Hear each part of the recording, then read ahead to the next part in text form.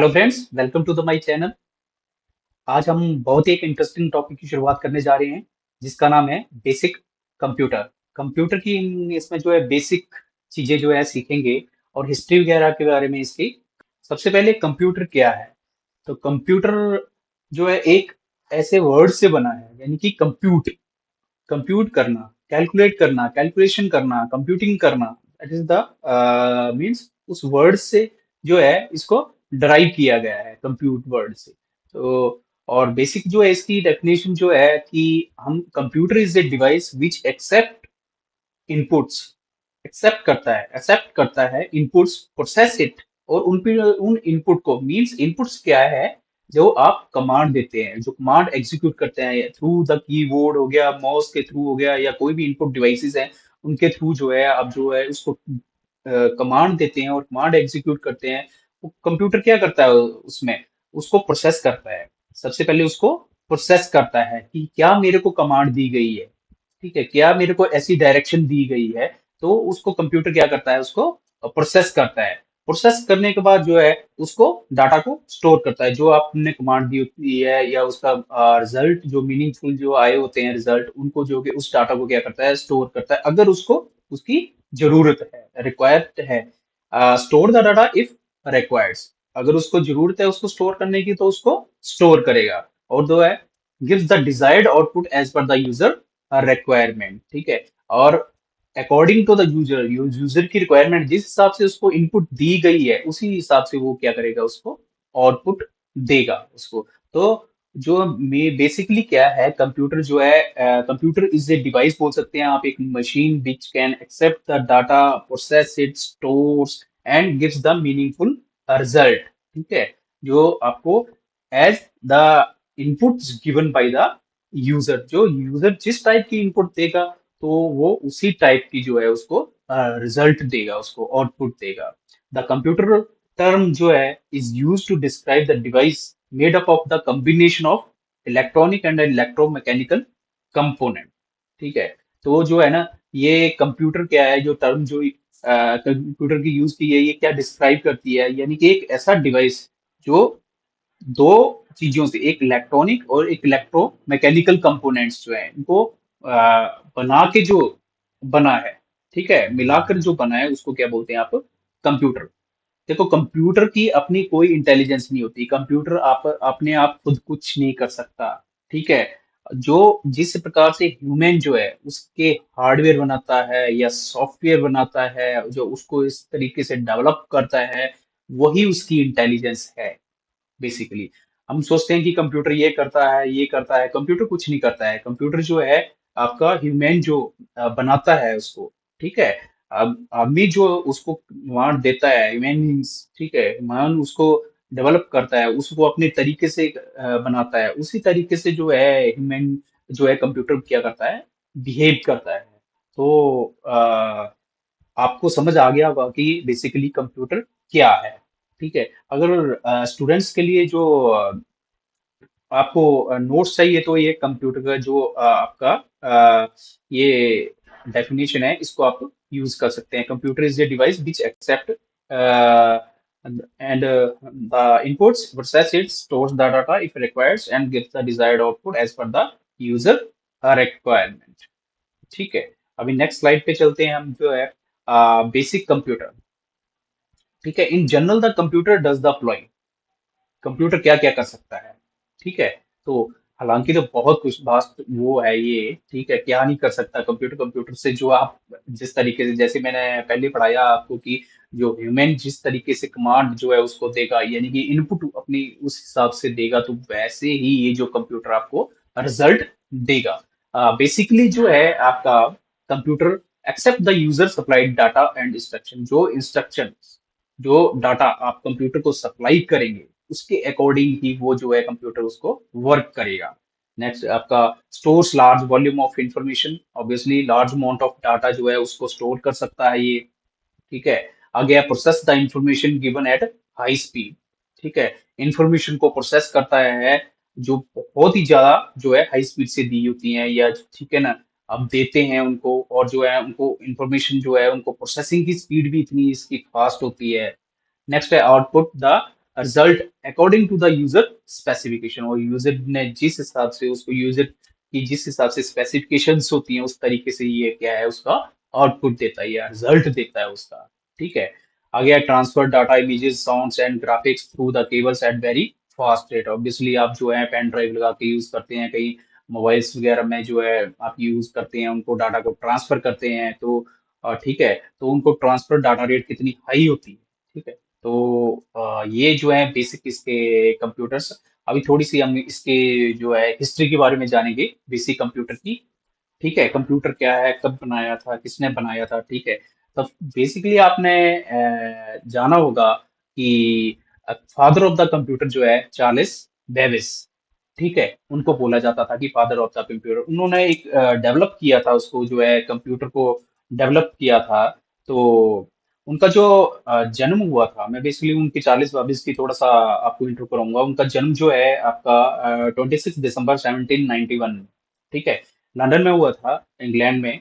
और जो है 18 अक्टूबर 1871 में जो वो डाई हो गए थे, हैं, दे डाइड। ओके।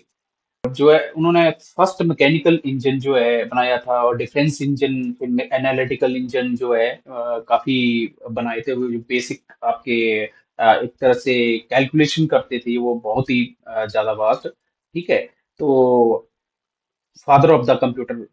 तो ये तो बेसिक टर्म में आपको ये कंप्यूटर वगैरह में, सॉरी, इंटरनेट वगैरह में सारी जगह मिल जाएंगे। अगर आप सर्च मारेंगे तो is the father of the computer, तो आपको चार्लिस पेपिस के बारे में वो कर देंगे। आप जो है उसके जो वाइफ है और उनकी जो है उसमें जो है आप सर्च कर सकते हैं। लेकिन मैं आपको एक सेकंड चीज, एक क्वेश्चन करना चाहता हूँ कि ये तो जानते हैं सारे कि who is the father of the computer, लेकिन who is the mother of the computer? Mother of the computer कौन? ठीक है। तो जो हमारे हिस्ट्री के प्लस जितने भी ज्ञाता हैं, उन्होंने जो है उसको जो है आपने कभी भी यह सर्च मारना उसमें जो है एडा लवलेस। ठीक है। एडा लवलेस एक नाम है लेडीज का।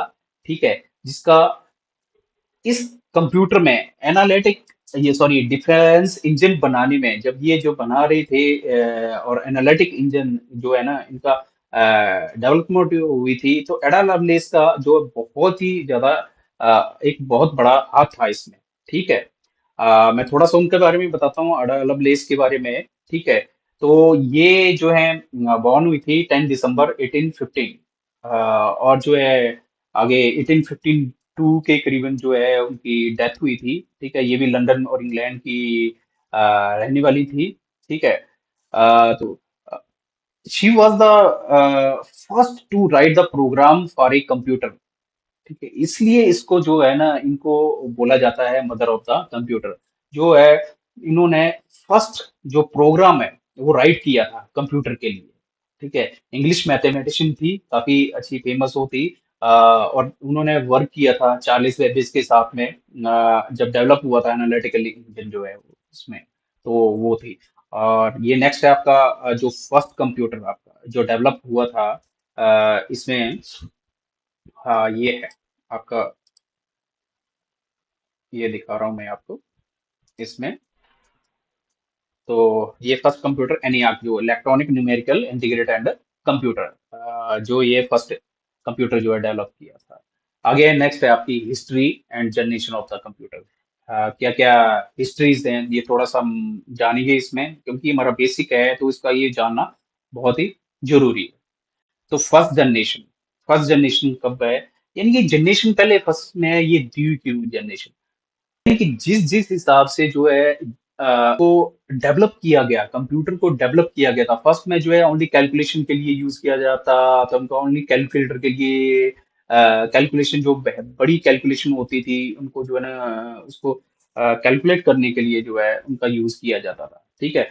फिर बाद में उसका जो है जैसे जैसे हाई लेवल प्रोग्रामिंग बनती गई, तो उस तरीके से जो है ना इनको डेवलप किए गए थे। उसके अकॉर्डिंग इन जनरेशन का जो है डेवलपमेंट हुई, यानी कि एक एक कैटेगरी में बांट दिया गया, एक एक जनरेशन में बांट दिया गया कि यहाँ से लेकर यहाँ तक एक जनरेशन थी। उसके बाद जो है थोड़ा सा डेवलप हुआ, उसमें मॉडिफिकेशन हुई कंप्यूटर, तो ये सेकंड जनरेशन थी। तो इसके अकॉर्डिंग जो है फर्स्ट जनरेशन आपकी कहाँ से थी, 1946 से सॉरी 1954 तक। तो ये जो 1946 से 1954 तक जो है फर्स्ट जनरेशन वैक्यूम ट्यूब्स का, इलेक्ट्रॉनिक बाल्ब्स भी बोलते थे उसको, ठीक है। तो वैक्यूम ट्यूब्स का इस्तेमाल किया जाता था इसमें, ठीक है। इसमें एग्जांपल दिए रखा है जैसे इंटरनेशनल बिजनेस मशीन। मैं अभी बताऊंगा कि आपको कि ये नेक्स्ट में ग्लास बल्ब है आपका, कैथोड फिलामेंट है, और ये वैक्यूम ट्यूब बल्ब है, ठीक है। ये इस तरीके से आपका ये इसका इंफ्रास्ट्रक्चर था। अभी देखो ये वर्क कैसे कर रही थी। आपको पता ही है कंप्यूटर जो है ना, ओनली क्या है, डिजिटल लैंग्वेज जिसको बोलते हैं आप, बाइनरी बोलते हैं, ठीक है ना, उसको ही गेट करता है, ठीक है। या फिर उसकी स्टेजेस होती हैं, दो ही स्टेजेस होती हैं, या ऑन या ऑफ। ऑन मीन्स आप कुछ भी बोलो उसको, ऑन या ऑफ, वन या जीरो, ओके। दो ही इस पे लैंग्वेज पे दो ही डिजिट पे वर्क करता है ये, वन और जीरो पे, ऑन ऑफ, हाई वोल्टेज या लो वोल्टेज, इस तरीके से ये वर्क करता है। यानी कि उसको करंट मिलेगा या करंट नहीं मिलेगा। तो इसी अकॉर्डिंग से ये वैक्यूम ट्यूब भी वर्क करती थी। इसमें क्या है, एक कैथोड होता है, मैंने आपको बताया जैसे ये कैथोड और जो है फिलामेंट, ठीक है। ये कैथोड और फिलामेंट, ठीक है। ये जो है आपका एक हीटेड फिलामेंट भी बोलते थे इसको, ठीक है। तो ये आपका जो है क्या है, हीटेड फिलामेंट है, ठीक है। और सेकंड में है आपका क्या है, एनोड। ये मैंने जो बताया है आपको, ये एनोड, ठीक है। एनोड इस तरीके से ये प्लेट होती थी लगी हुई, इसमें जो है एक एनोड की, ये मतलब इसके चारों तरफ बोल सकते हैं कि थोड़ा सा इसमें गैप रखा जाता था, और जो है ना ये जो कैथोड के चारों तरफ होती थी, इसको आप गेटर भी बोल सकते, मैंने ये अट्रैक्ट करती थी ये इलेक्ट्रॉन को। वो क्या करता था आपका एनोड, क्या सॉरी कैथोड क्या करता है, वो क्या करता है कि इमिट करता है, इलेक्ट्रॉन को इमिट करता है। और ये क्या करती है, और एक्ट करता है एज ए स्विच, स्विच की तरह ये बिहेव करता है। अभी देखो, अभी जैसे ही वोल्टेज अप्लाई करेंगे, हम ये पिन के थ्रू जो है ना वोल्टेज अप्लाई करेंगे इस वैक्यूम ट्यूब में, तो क्या है आपका इसमें जो है इलेक्ट्रॉन फ्लो होना शुरू हो जाएंगे। यानी कि क्या करेगा, ये कैथोड जो एफेंट है वो हीट होके क्या करेगा, थोड़ा सा वो उसको इलेक्ट्रॉन फ्लो करता है इसमें जाके, जिसमें प्लेट एनोड जो है उसको क्या कर लेती है, और कंप्लीट नहीं होने देगा साइकिल को। तो इट मीन्स जो है इलेक्ट्रॉन कंप्लीटली जो है ना उसमें फ्लो नहीं होते थे, ठीक है। तो इसके कारण वो वैल्यू क्या देगा आपको, वो देगा जीरो की वैल्यू देगा। तो इस तरीके से ये जो है आपका वर्क करता है ये, ठीक है। तो इस तरीके से अगर वन जीरो की वैल्यू आई है तो ऑटोमेटिकली जो है कंप्यूटर आपका जो है क्या करेगा, उसको वर्क करेगा, ठीक है। तो ये आई होप कि आप ये समझ गए होंगे कि वैक्यूम ट्यूब कैसे यूज की जाती है और कैसे वर्क होता था इनका, ठीक है।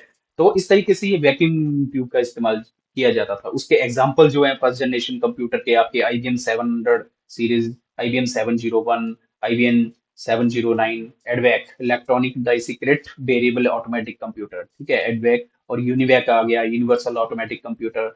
ये सारे जो हैं आपके क्या है, आपके फर्स्ट जनरेशन के कंप्यूटर हैं, और इस तरीके से वैक्यूम का इस्तेमाल किया जाता था, ठीक है। अभी नेक्स्ट चलते हैं हम सेकंड जनरेशन कंप्यूटर में। अभी देखो वैक्यूम ट्यूब का इस्तेमाल किया भी जाता था, उसमें जो है ना गेट्स वगैरह भी होते थे। मतलब एक वैक्यूम ट्यूब का रिजल्ट लिया, वो दूसरी वैक्यूम ट्यूब में डाला, तीसरी में डालेगा, इस तरीके से ये कितनी वैक्यूम ट्यूब्स आपको लगानी पड़ेगी, इससे उस कंप्यूटर का साइज कितना बड़ा हो। तो ऑब्वियसली एक मोबाइल आपका क्या है, वो भी एक कंप्यूटर में है। तो उस आप इतना सोचिए कि उस जमाने में जो है ना इतना वर्क होता था, तो उस टाइम में तो एक इतना बड़ा कंप्यूटर होता है हुआ उस टाइम में, ठीक है। और एक बहुत बड़ी मतलब इन्वेंशन थी उसको अगर कर लेते हैं, यहाँ तक पहुंचे हम। नेक्स्ट में आ जाओ सेकंड जनरेशन, उसको जो है डिवाइड किया गया था, जो शुरू किया गया था 1955 से लेकर 1964। तो मैंने वही बताया आपको कि वैक्यूम ट्यूब इतनी बड़ी होगी, तो उसको रिप्लेस किया फिर किसने, ट्रांजिस्टर ने, ठीक है। ट्रांजिस्टर को यूज किया गया, ठीक है, उसको रिप्लेस कर दिया गया जो वैक्यूम ट्यूब्स को, तो इस ट्रांजिस्टर ने रिप्लेस किया। CPU कंपोनेंट के लिए ट्रांजिस्टर का यूज होने लगा। इसमें एंड गेट, और गेट, नॉर गेट, ये जो जितने भी हैं गेट्स के अकॉर्डिंग जो इनपुट दी जाती थी, आउटपुट देगा वो अकॉर्डिंग टू, ठीक है, अर्थमेटिक लॉजिकल जो उसका रिजल्ट तो थे उनमें लगा के, ठीक है, इनका यूज किया। मैं बताऊंगा आगे ट्रांजिस्टर का भी आपको थोड़ा सा, ठीक है। तो फिलहाल ये है कि CPU कंपोनेंट्स, फेराइट जो कोर्स फॉर मेन मेमोरी के लिए यूज होती है, मैग्नेटिक डिस्क और ड्रम्स है और टेप्स जो हैं वो सेकेंडरी मेमोरी के लिए यूज होती थी। ठीक है, इसमें हाई लेवल लैंग्वेज का यूज किया जाता था प्रोग्रामिंग के लिए। Floating point arithmetic hardware was widely used. ठीक है, इसमें यूज किए जाते थे। जो आईओ प्रोसेसर इसी टाइम भी जो है ये इंट्रोड्यूस हुए थे, आपके IO processor by included to control the input output operations. ठीक है, तो उनको इनपुट आउटपुट के ऑपरेशन को कंट्रोल करने के लिए जो है आईओ प्रोसेसर का जो इस्तेमाल होना शुरू हो गया। ठीक है, ये देखिए दोस्तों, ये जो है आपका ट्रांजिस्टर है। ठीक है, इस ट्रांजिस्टर में क्या है आपका, वही है, एक इमिटर है, एक बेस है, एक कलेक्टर है, तीन लेग्स है इसकी। ठीक है, इमिटर, बेस और कलेक्टर। ठीक है, स्मॉल सेमीकंडक्टर डिवाइस है। ये भी क्या करता है कि ये function as a switch, switch की तरह जो है ना बिहेव करता है, ये भी फंक्शन करता है। ठीक है, इसके पार्ट्स के बारे में जो ऑलरेडी मैंने बता दिया आपको, इमिटर, बेस और कलेक्टर जो है। ठीक है, इस तरीके से यूज होता था। अभी देखो इसमें भी क्या है आपका, वोल्टेज का इस्तेमाल होता था। वही वैल्यू आउटपुट के लिए, वैल्यू प्रोड्यूस करने के लिए अदर वन और जीरो। ठीक है, उसके लिए तो ये कैसे करता था वर्क जो है, स्मॉल वोल्टेज है, ठीक है ना, वो बेस में इसके ट्रांजिस्टर के में अप्लाई की जाती थी। ठीक है, तो स्मॉल वोल्टेज अप्लाई की जाती है बेस में। ठीक है, बेस जो है ना उसको अलाउ कर देता है करंट को फ्लो करने के लिए from emitter to the collector. ठीक है, इमिटर से कलेक्टर तक। तो इस तरीके से क्या है, इमिटर से जब बेस अलाउ कर देगा उनको उस वोल्टेज को इमिटर से कलेक्टर तक पहुंचने के लिए, तो उससे क्या है कि इसकी एक साइकिल जो है कंप्लीट हो जाती थी। जब एक साइकिल कंप्लीट होगी, जैसे मैंने आपको वैक्यूम ट्यूब में बताया, ठीक है, तो इट मीन्स वैल्यू क्या प्रोड्यूस होगी आपकी, वन। ठीक है, वन आ जाएगी। और अगर जो इसको ऑब्स्ट्रक्ट कर देता था, अगर वोल्टेज अप्लाई नहीं करते थे उसको, और ये स्टॉप कर देता था फ्लो ऑफ इलेक्ट्रॉन, ठीक है, या सर्किट को ब्रेक कर देता था, तब क्या है आपकी वैल्यू हो जाएगी जीरो। इस तरीके से ये जो है आपका वर्क करता है ये इमिटर, सॉरी, ट्रांजिस्टर। ठीक है, तो और ये आपका थाउजेंड ऑफ वैक्यूम ट्यूब्स, जो हंड्रेड ऑफ वैक्यूम ट्यूब्स ये बोल सकते हैं, थाउजेंड ऑफ वैक्यूम ट्यूब्स को इसको इस अकेले छोटे से डिवाइस में उसको क्या कर दिया था, रिप्लेस दिया था उसको। ठीक है, जिससे कि हमारा थोड़ा सा साइज जो है क्या हुआ, कंपैक्ट हुआ। ठीक है, अभी ये मैं आपको बताता हूँ थोड़े से फीचर्स हैं इसके वैक्यूम ट्यूब्स और ट्रांजिस्टर के। ठीक है, फर्स्ट में देखो साइज में चलते हैं। वैक्यूम ट्यूब्स क्या है, लार्ज एंड बल्कि, बहुत बड़ा साइज है उनका। ठीक है, और ट्रांजिस्टर क्या है, स्मॉल है। पावर कंजप्शन जी भैया, एक वैक्यूम ट्यूब्स को एक जलाने के लिए, उसको जो है ना हीट करने के लिए, उसके फिलामेंट को हीट करने के लिए बहुत ज्यादा पावर चाहिए उसको। ठीक है ना, और पावर चाहिए तो उतनी ही ज्यादा वो गर्म होते थे। ठीक है, तो उसके लिए कूल करने के लिए भी चाहिए। ठीक है, तो इस तरीके से क्या है आपका यहाँ पे जो है चाहिए। और ट्रांजिस्टर में क्या हुआ, लो एनर्जी। ठीक है, एनर्जी एफिशिएंट। ठीक है, उसको जो है ना इतनी पावर नहीं चाहिए थी, एनर्जी एफिशिएंट भी हुआ। ठीक है, हीट जनरेशन का ऑब्वियसली मैंने बोला जितनी पावर मिलेगी उतना ज्यादा हीट होगी। ठीक है, एक्सेसिव हीट होते थे। और उसको इमीडिएट जो है ना कूल करने की जरूरत होती थी, बहुत बड़े बड़े फैन लगाए जाते थे उसको जो है कूल करने के लिए। और ये हीट जो है बिल्कुल मिनिमल होती थी इनकी। ठीक है ना, बहुत कम जो है हीट प्रोड्यूस करते थे। रिलायबिलिटी, ठीक है, रिलायबिलिटी भी देखो, ये बर्नड आउट फ्रिक्वेंटली, जल जाती थी ये इमीडिएट। ठीक है, तो और ये लॉन्ग लास्टिंग और ड्यूरेबल होते थे ये ट्रांजिस्टर। ठीक है, तो इतनी जल्दी जो है ये जलते नहीं थे या खराब नहीं होते थे, ये बहुत जल्दी जो है ना जल जाती थी ये वैक्यूम ट्यूब्स, जो उनको रिप्लेस करना पड़ता था। ठीक है, इसलिए एक्सपेंसिव हो जाती है। आगे स्विचिंग स्पीड, ठीक है, इसकी स्लो है। ठीक है, और इसकी क्या है आपकी, मच फास्टर है आपकी। ठीक है, ज्यादा थी उसकी। तो ये थोड़े बेसिक जो है इनका डिफरेंस था वैक्यूम ट्यूब्स और ट्रांजिस्टर। इसका मेरे ख्याल से आपको समझ आ गया होगा कि ऐसे वैक्यूम ट्यूब्स फर्स्ट जनरेशन में इस्तेमाल की जाती थी, और ट्रांजिस्टर जो है ना कैसे उनको उन्होंने रिप्लेस किया और क्यों किया। ठीक है, ओके, तो नेक्स्ट चलते हैं हम आपका सेकंड जनरेशन में। ठीक है, वही एग्जांपल उसके सेकंड जनरेशन की है, कंप्यूटर IBM 1620। ठीक है, 1960 में हुआ था ये आपका IBM 7090। ये आगे CDC जिसको बोलते हैं यहाँ पर, कंट्रोल डाटा कॉर्पोरेशन। ठीक है, 1604।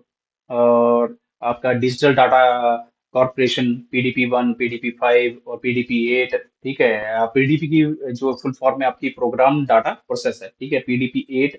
और ये 12 बिट मिनी कंप्यूटर थे। ठीक है, ये है कुछ एग्जांपल हैं जो सेकंड जनरेशन के। आगे है थर्ड जनरेशन। अभी थर्ड जनरेशन, अभी देखो आईसीज भी इतना ऐसा वर्क नहीं कर पा रहे थे, ठीक है, एफिशिएंट तो थे, लेकिन वर्क क्या है कि इसके लिए बहुत सारे आईसीज लगाना, सॉरी, ट्रांजिस्टर लगाना पड़ रहे थे। ट्रांजिस्टर भी इतना वर्क नहीं कर पा रहे थे उसको जो है आपका सेकंड जनरेशन में, कि अभी इन्होंने सोचा कि क्यों ना एक ऐसा जो है सर्किट बनाया जाए जो जिसमें कि थाउजेंड्स ऑफ द ट्रांजिस्टर हैं जो एक ही चिप पे बनाए जाए।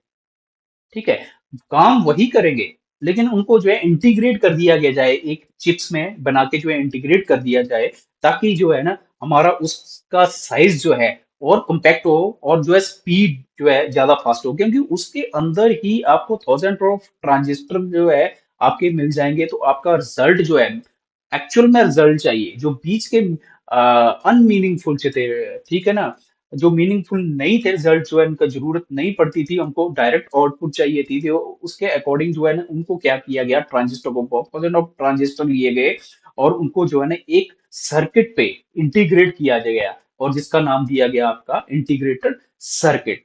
ठीक है, और उसका इस्तेमाल करने शुरू किया, जिससे कि है साइज उसका फिर जो है कम्पैक्ट हो गया आपका, और छोटा होता गया। ठीक है, in the beginning third generation computer use to the magnetic core memory.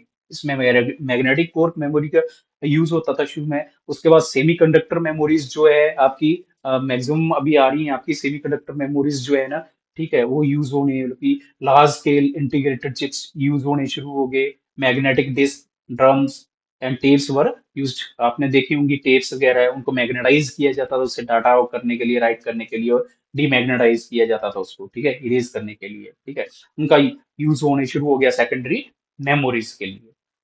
ठीक है, थर्ड जनरेशन के जो है आपका माइक्रो प्रोग्रामिंग, पैरेलल प्रोसेसिंग, जिसको बोलते हैं पाइपलाइनिंग, मल्टी प्रोसेसर, ठीक है, सिस्टम मल्टी प्रोसेसिंग, ये थर्ड जनरेशन में ही हुआ। नहीं तो आप क्या है, एट ए टाइम जो है पहले फर्स्ट एक ही काम कर सकते हैं। तो मल्टी प्रोग्रामिंग का जो है, मल्टी टास्किंग का जो है आपका, इसी मल्टी यूजर का, ये इसी थर्ड जनरेशन में ही आपका जो है ना जो है आपका इंट्रोड्यूस हुआ था ये। ठीक है, अह, आगे example of the third generation computer, अभी तो बहुत आपके एग्जांपल है, IBM 370 सीरीज, ठीक है, 90 CDC 7600 PDP 11 16 bit mini computer, ये सारे जो है इसके क्या है एग्जांपल, ये हैं आपका आईसी।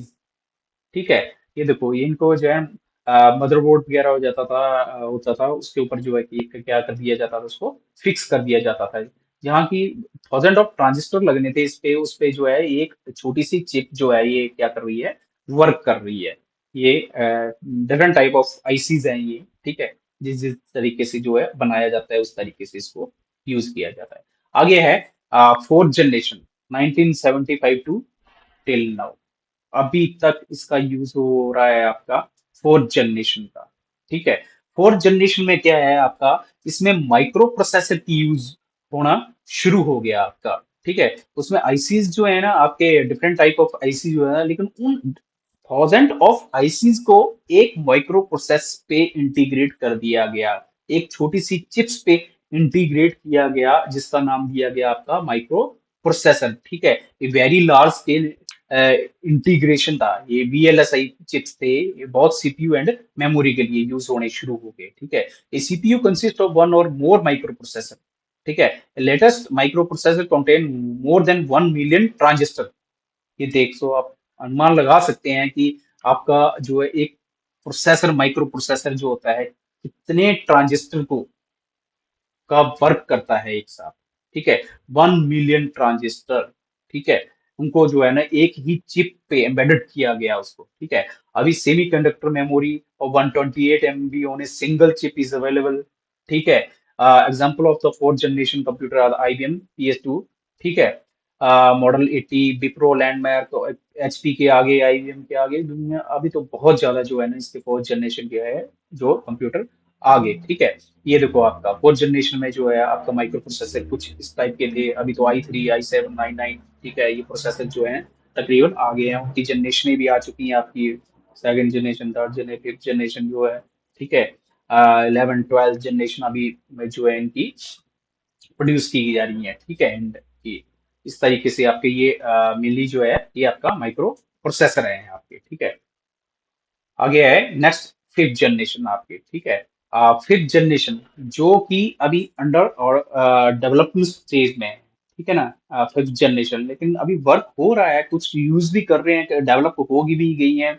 1982 में जो है जापान ने ये कर दिया था कि मैंने डेवलप कर दिया है इसको जो है फिफ्थ जनरेशन के कंप्यूटर को, जिसमें एआई का इस्तेमाल हो रहा है, आर्टिफिशियल इंटेलिजेंस का इस्तेमाल, लेकिन बट अभी ऑफिशियली जो है ना इसको जो है डिक्लेयर नहीं किया गया कि ये डेवलप हो गए हैं। इसमें फिफ्थ जनरेशन में क्या है कि आपका कंप्यूटर ऑटो वर्क करेगा, ठीक है। फिफ्थ जनरेशन में आपको जिस तरीके से आप सोचोगे वैसे ही वो जो है क्या आपका आउटपुट देगा। फिफ्थ जनरेशन जो जापान है और यूएसए और मैंने और कंट्री इंडिया भी है उसके ऊपर बहुत बड़ा रिसर्च कर रहा है। तो अभी बीएलएसआई पहले वेरी लार्ज स्केल इंटीग्रेशन जो है ना माइक्रो प्रोसेसर यूज होते थे, ठीक है। अभी क्या है, कौन सी टेक्निक इस्तेमाल होगी इसमें, ultra large scale integration chips, उस तरीके से जो है ना चिप्स ये यूज की जाएंगी, अल्ट्रा लार्ज स्केल इंटीग्रेशन जो है जिसमें एट ए टाइम जो है बहुत बहुत सारी जो है कैलकुलेशन जो है करेंगी ये। तो ये फिफ्थ जनरेशन अंडर, और इसमें आर्टिफिशियल इंटेलिजेंस का जो अभी भी यूज हो रहा है, आपको पता है आर्टिफिशियल इंटेलिजेंस का एक बहुत इंपॉर्टेंट रोल है आज की डेट में इसका। तो अभी डिक्लेयर ये नहीं किया गया है, ठीक है। नेक्स्ट आपकी characteristic of the computer, computer की जो है मैन कंप्यूटर की क्या क्या करेक्टरिस्टिक्स हैं, ठीक है। देखो एक साइड से शुरू करते हैं, स्टोरेज। बहुत ज्यादा इसका क्या है, स्टोरेज, ये क्या कर सकता है, डाटा को स्टोर कर सकता है, और कितना अमाउंट होगा अकॉर्डिंग टू द आपकी जो है सेकेंडरी डिस्क है आपकी, ठीक है, जो जिसको आप हार्ड डिस्क ड्राइव भी बोलते हैं आपका, उसके अकॉर्डिंग उस पर डिपेंड करता है कि कितना स्टोर कर सकता है डाटा। तो लार्ज अमाउंट ऑफ डाटा को क्या कर सकता है, स्टोर कर सकता है एक कंप्यूटर, ठीक है। आगे स्पीड, ऑब्वियसली जिसको कैलकुलेट करने के लिए हमें जो है मतलब जिस कैलकुलेशन को करने के लिए हमें कितना टाइम लगता था, कितना टाइम कंज्यूम हो सकती, एक सिंपल सा एग्जांपल दे रहा हूँ आपको इसका मैं, ठीक है। तो वो कितनी हाई स्पीड से कैलकुलेट कर लेता है, आपको सिर्फ क्या है, कमांड एग्जीक्यूट करनी है कीबोर्ड या इनपुट डिवाइस से, आपने क्या करनी है, आपको कमांड देनी है और आउटपुट दे देगा उसके according with in fraction of second जो है, ठीक है। एक्यूरेसी, एक्यूरेसी डिपेंड करती है आपको, आप सोचते होंगे कि नहीं ये हर टाइम जो है ना एक्यूरेट जो है रिजल्ट नहीं देता, लेकिन बट उसमें जो है कि आपकी हमारी कोई ना कोई ह्यूमन की जो है आपकी कोई ना कोई ऐसी गलती होगी, ठीक है, कोई ना कोई ऐसी प्रोग्रामिंग में वो होगा कि उसको उस तरीके से प्रोग्राम नहीं किया गया, तभी वो जो है एरर देगा। अदरवाइज जो है जिस अकॉर्डिंग से आपने उसको इनपुट दी है आपको, ठीक है, उसी के अकॉर्डिंग क्या करेगा वो जो है एक्यूरेट रिजल्ट देगा, ठीक है। डिलीजेंस, डिलीजेंस क्या है आपका, कि यानी कि capacity of the computer of performing repetitive task without getting tired, यानी कि वो थके ना। तो जो है आपको पता है कंप्यूटर कभी थकता है क्या, नहीं कभी नहीं थकता वो, ठीक है। तो ये एक ऐसी कंप्यूटर की अपनी एक कैपेसिटी है कि रेपिटेटिव बार बार बार बार उस काम को किए जा रहा है विदाउट गेटिंग टायर्ड, मतलब वो बिना थके हुए जो है ना काम जो है कंप्यूटर किया जाता है। तो ये एक बहुत बड़ी अच्छी एक करेक्टरिस्टिक है कंप्यूटर की, कभी वो थकता नहीं, और बार बार रिपीटेटिव टास्क जो है ना उसको, ठीक है ना, कभी वो टायर्डनेस नहीं फील करता, आपका लैक ऑफ कंसंट्रेशन नहीं होता, फैटिग जो है ह्यूमन में ये जो क्या है, इन्हीं चीजों को ह्यूमन जो है ना थक जाता है, पर उसको नींद की जरूरत होती है, बट ये जो है ना आपका कंप्यूटर कभी थकता नहीं है आपका, ठीक है। तो जो है thousand of work many hours के लिए कंटिन्यूसली वो क्या करता रहता है, वो वर्क करता रहता है, ठीक है। तो ये एक डिलीजेंस की क्या है, कि इसकी कंप्यूटर की करेक्टरिस्टिक है। आगे है वर्सेटिलिटी, ठीक है। वर्सेटिलिटी की क्या चीज है, ठीक है। देखो ये भी एक एबिलिटी है इसकी कंप्यूटर की, क्या है, वैरायटी ऑफ टास्क को परफॉर्म करने के लिए, ठीक है। जैसे सिंपल है या कॉम्प्लेक्स टास्क हैं, ठीक है ना, उनको जो एफिशिएंटली और एक्यूरेटली जो है ना, एक्यूरेटली जो है वर्क करना, ठीक है ना, इसकी जो है परफॉर्म करना, वैरायटी ऑफ टास्क को, अलग अलग टास्क जो दिए जाए उनको, ठीक है, एट ए टाइम जो है उनको क्या करता है वो करता है और एग्जीक्यूट करता है कमांड्स को, क्योंकि आप एक कमांड तो दे नहीं रहे, एक जो है थाउजेंड्स ऑफ आप अपने जो है प्रोग्राम खोल रखे हैं, ठीक है। तो आप जैसे मैं यहाँ पे एक क्या है, अभी ये वीडियो बना रहा हूँ मैं आपके लिए, ठीक है, और साथ में मैं क्या है आपका आपको शो कर रहा हूँ, साथ साथ में आपका दिखा रहा हूँ, मेरी वॉइस भी रिकॉर्ड हो रही है, तो ये क्या है कॉम्प्लेक्स टास्क, मतलब जो है उनको जो है वैरायटी ऑफ टास्क है उसको क्या कर रहा है वो कंप्लीट कर रहा है, that is the versatility of the computer, ठीक है। पावर ऑफ रिमेम्बरिंग बहुत ज्यादा है उसकी, ठीक है। आदमी इतना जो है कि खुद को जो है इतना चीजें रिमेम्बर नहीं कर पाता है, ठीक है। और जो है उसको क्या करता है आपका, लेकिन बट क्या कंप्यूटर आपका रिमेम्बर कर लेता है इन चीजों को, ठीक है। आगे है no IQ, no IQ, intelligent question piece, ठीक है ना, इसका कंप्यूटर क्या है, intelligent question is taken nil, nil consider किया जाता है इसका आईक्यू, ठीक है। अगर उसमें प्रोग्रामिंग नहीं होगी या कंप्यूटर में है, ठीक है, या कुछ आपने उस तरह के से जो है प्रोग्रामिंग नहीं की गई है, सॉफ्टवेयर नहीं डाले गए हैं, तो उसका आईक्यू क्या है, जीरो है, नथिंग है, ठीक है ना।